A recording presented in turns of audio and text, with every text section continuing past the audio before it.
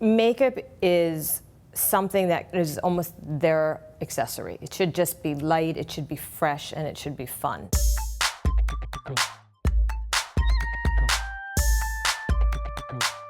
The first thing I did is I looked at Sadie's brows, which are fantastic and have a beautiful shape. You don't want to be overly defined in a young brow. It's just really cleaning up anything that might actually be closing down the brow bone. All of these up here I would leave alone because, again, you don't want to get overly defined. It's too young of a face for such a strong line.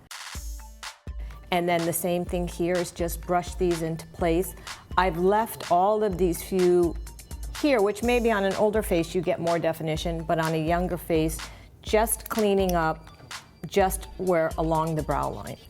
Her skin is in such great shape that all I'm gonna go for is we're gonna start with a little bit of my sheer liquid tint, and it's just a little teeny bit right onto the apple of the cheek and just blend. And then I just go to the other side, just blending out so that you can't really see where that color is beginning or ending. And if you want to add a little bit more, it's always easier to add more than it is to take it away. Just that alone adds that nice little brightness. And you can just go a little teeny bit heavier if you want, right into the apple. You know, I think the whole key with this is that it really looks natural, like really just flushed out, beautiful cheeks. For the eyes, I place just a little Kleenex underneath the eye, a light wash over the entire eyelid, up to beyond the crease, and you can see it's just a slight sparkle you're getting with a hint of pink if you want to have more of an opaque color. You could actually layer a pink eyeshadow underneath this, but I think for Sadie, for that young, fresh eye, just the bit of sparkle is plenty. And sometimes I'll even combine the two shades together to get a little bit more tone into it. These are really light, and the whole focus on these sparkle shadows is that beautiful little twilight dustiness.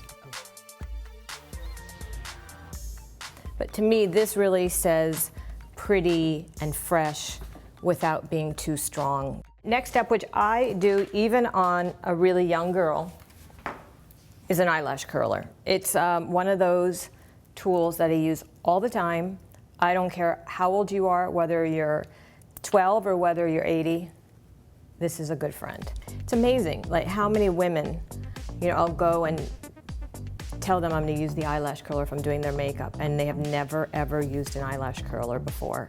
And I always find it amazing because, you know, I think they themselves are actually always like in shock when they see the power of such a little tool.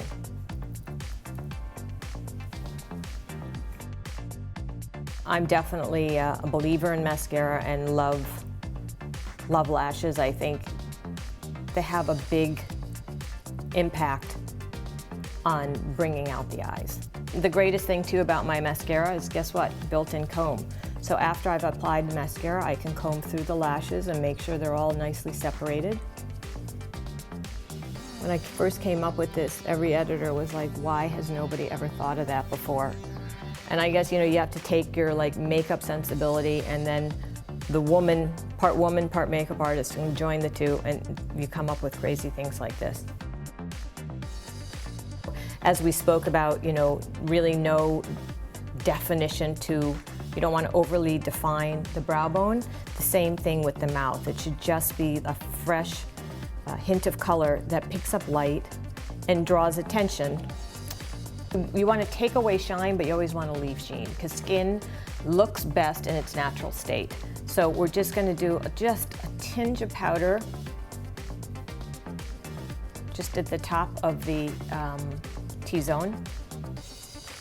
And I definitely love highlight on the cheek, so I always leave the cheeks alone.